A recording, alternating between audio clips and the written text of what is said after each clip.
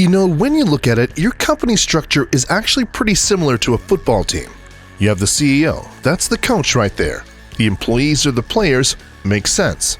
So where does the COO fit into the mix? Welcome to Scaling for Success. We're all about helping businesses grow profitably, scale, and move to the next level. If you're looking for consultancy and mentorship that really makes a difference, subscribe to our channel or visit the Scaling Management Consultant Group website, links in the description below. In today's video, we're discussing the top 5 responsibilities of a COO. Well, in case you haven't guessed, the COO or Chief Operating Officer is most definitely team captain. They're the go-to guy, the second in command. In much the same way that the captain of the football team organizes his players and makes sure they stick to the coach's gameplay, so too does the COO handle operation functionality of a business so the vision of the CEO can come to fruition. The COO can also come by other names like Vice President, Director, or a mixture of terms, but the role will remain the same. No matter the title, the COO is a person in one of the most senior executive positions, directly overseeing the running of the business as a sum of its parts and answering directly to the CEO themselves. The COO will also work closely with the CEO on plans for expansion and the business strategy on the whole, bringing to bear their deeper knowledge of the day-to-day running of the business to complement the CEO's high-level management. It's just the same as the captain of the team coming to the coach with suggestions on team strategy, as well as any feedback they've received from the other players in the team, so the coach can have all the information available to make decisions for the good of the team. A COO is generally someone who has strong leadership and communication skills, a person with long-standing relevant experience within the industry in the form of both specialized education as well as time served in the management of other companies, and who has the ability to both assess what's right in front of them while keeping one eye looking out past the horizon. In short, the business acumen required to ensure the CEO's vision for the company is fulfilled. So what are some of these COO responsibilities? Number 1. Hiring and firing. Though larger companies will have a HR or human resources person and oftentimes a whole department dedicated to managing the employees themselves, the COO is the person in charge of the hiring and the one that HR directly reports to. It's not really up to the COO to handle the recruitment process, headhunting from rival companies, or the physical interview itself. These tasks are delegated to middle management, who manage the recruitment process as one of their key responsibilities in the role's job description. The input from the COO is much more high-level than that. They liaise with HR to set the minimum requirements for filling an upcoming vacancy. Things like mandatory past experience in the field, required tertiary education in the form of courses, degrees, or licensing, as well as skill sets needed by the applicant to be successful once hired. On top of that, the COO is tasked with developing both external and internal HR policies pertaining to how employees are to behave either while at work or while representing the company outside of work at conventions and functions. Sometimes they also have to be the bad guy and intervene to performance manage employees that are not living up to expectations. Other times, they're the bearer of bad news when letting employees know that they're no longer needed at the company and free to look elsewhere. Number 2. Maintaining standards. So not only is it the COO's job to define and implement standards within a company, but they're also the one who has to enforce them.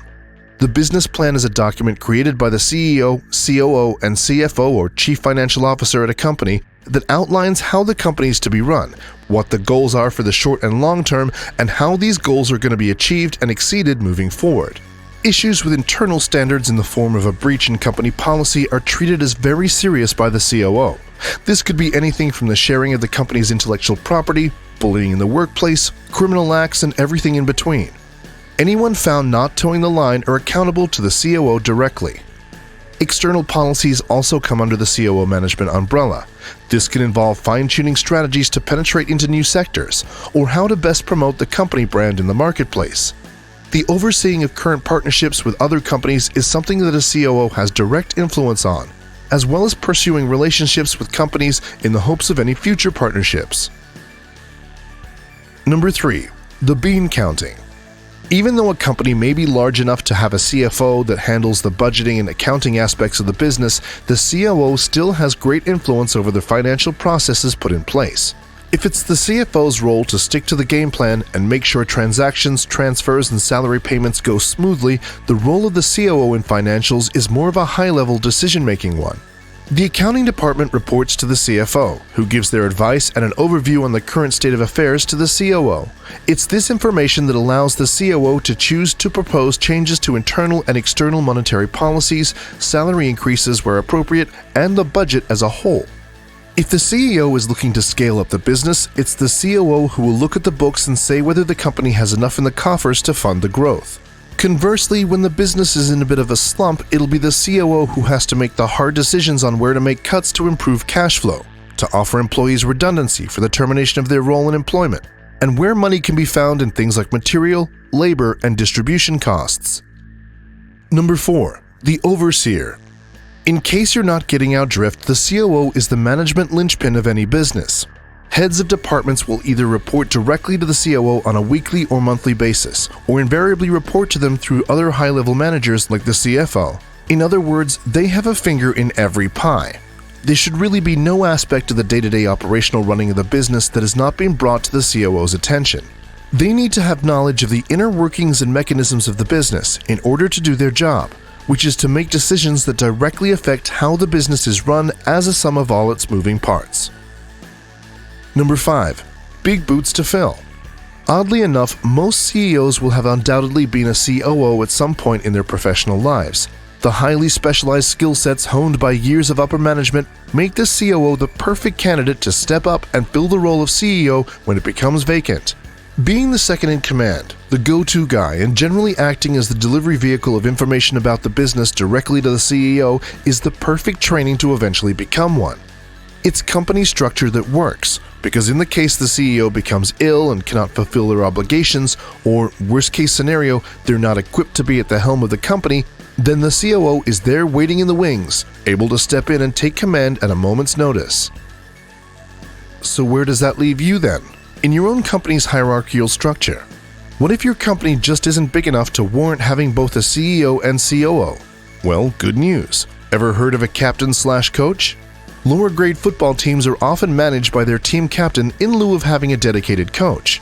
Smaller startup companies often have a CEO that will perform all or at least part of the COO function.